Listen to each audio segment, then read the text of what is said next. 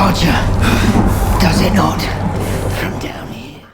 Before Spartacus fell, and before Ashur rose, Rome found new monsters to cheer for, and few were as shocking, ruthless, or unforgettable as the Brothers Ferox. Three gladiators dismissed as mockery by Roman elites, turned into living weapons of humiliation, blood, and terror. The Ferox brothers weren't just arena spectacle, they were a warning. From their brutal debut that shattered Ashur's reputation to the night they proved they were just as deadly beyond the sands, their story is one of brotherhood forged through cruelty and survival. Welcome back to your nerdy show. I'm your host, Spoiler Master. Today, we're breaking down who the Brothers Ferox really are, where they came from, and why they became one of the most terrifying forces in Spartacus' House of Ashur. Origins and the House of Proculus.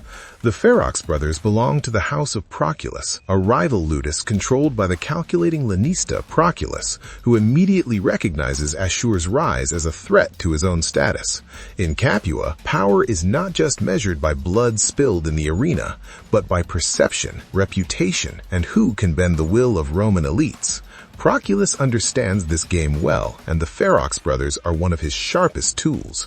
Their small stature is deliberately exploited by nobles like Achillia, who see them as a way to humiliate new dominant houses by forcing larger, more traditional gladiators to fall before fighters Rome considers lesser men.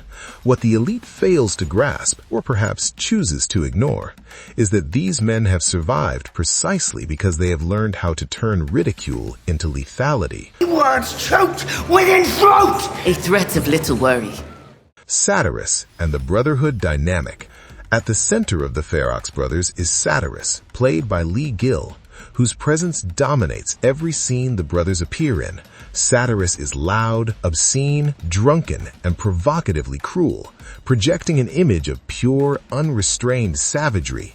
Official descriptions paint him as a hard-drinking, hard-loving ball of destruction, and the series leans into that image early on. He mocks his enemies, delights in their humiliation, and seems to revel in his reputation as something barely human in the eyes of Rome. Yet as the story unfolds, especially by episode 6, it becomes clear that much of Satyrus's cruelty is performative. His bile-filled bravado functions as armor in a world that has always underestimated and dehumanized him. The Ferox brothers are never meant to be understood as three separate gladiators, but as a single unit operating in perfect harmony. Their strength lies not in individual fame or glory, but in synchronization, instinct, and absolute trust. Where most gladiators fight for personal survival or the fleeting roar of the crowd, the Ferox brothers fight as brothers first, gladiators second, and their bond is what makes them so dangerous.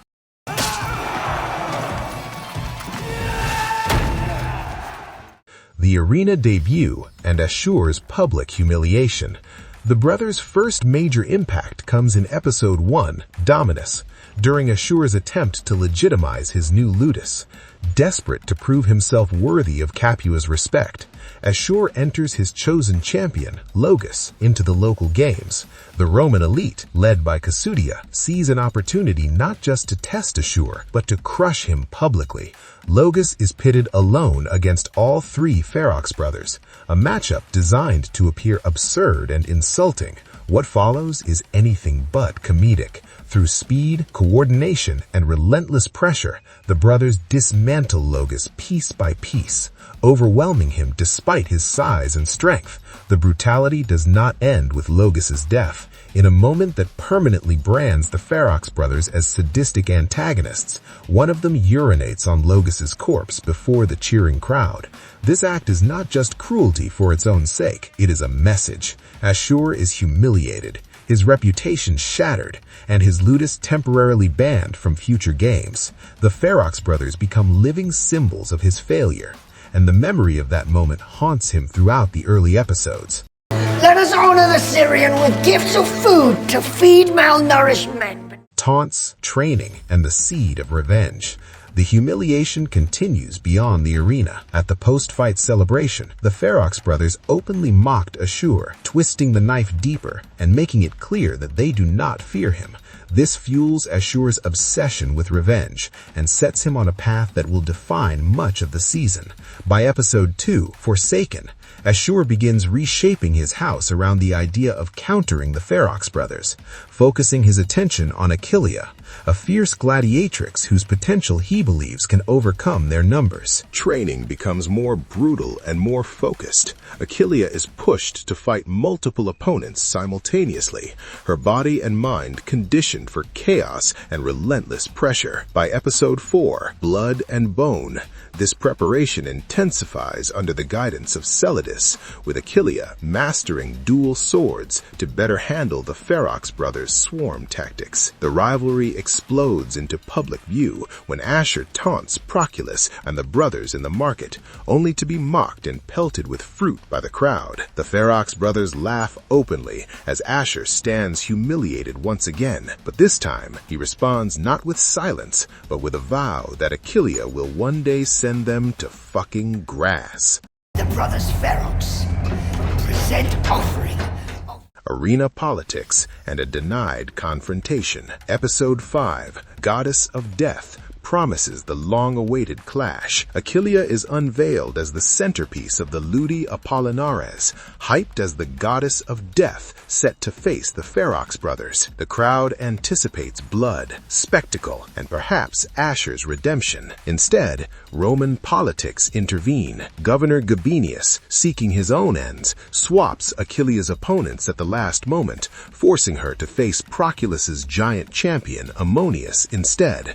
Achillia survives and wins, but the victory comes at a devastating cost, leaving her severely injured and delirious. The Ferox brothers are denied their confrontation, and the unresolved tension only deepens the hatred on both sides.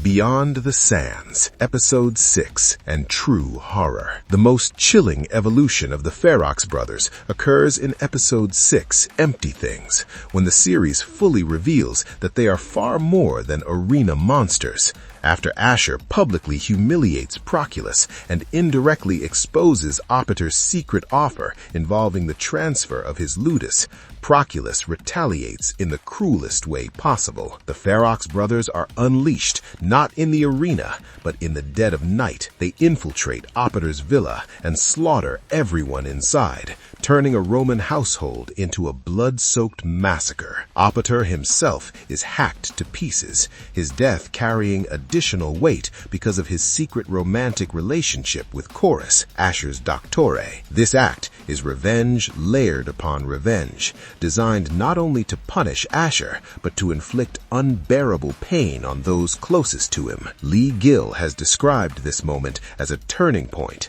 emphasizing that the brothers are used for a bit more than spectacle. Here, their savagery is stripped of applause and ritual, revealing them as assassins capable of pure, indiscriminate horror. The episode ends on this brutal note, cementing the Ferox brothers as enemies who cannot be contained by the rules of the arena.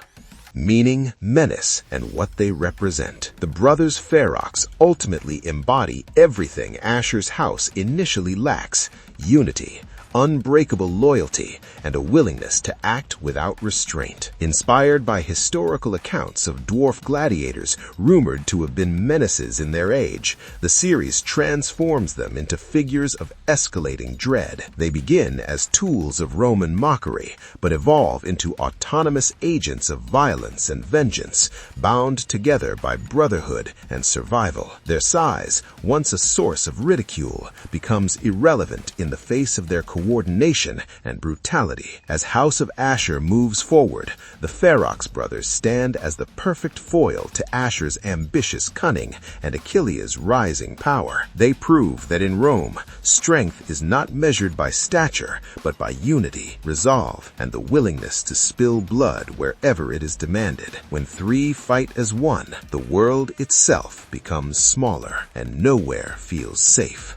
our nerdy thoughts. And that's the full story of the Brothers Ferox, 3 men written off as a joke by Rome, only to become one of the deadliest and most unpredictable threats in Spartacus, House of Ashur. What started as public humiliation in the arena evolved into something far darker, a brotherhood willing to spill blood anywhere, at any time, to prove their strength and protect their own. As Ashur sharpens his ambition and Achillia rises towards legend, the Ferox brothers stand as a brutal reminder that unity can be more dangerous than size, and vengeance does not always wait for the roar of the crowd. If you enjoyed this deep dive, make sure to like, subscribe, and let me know in the comments who you want explained next, because in Rome, the story is never over and the blood always finds a way to flow. No, what the heck, I'll laugh anyway.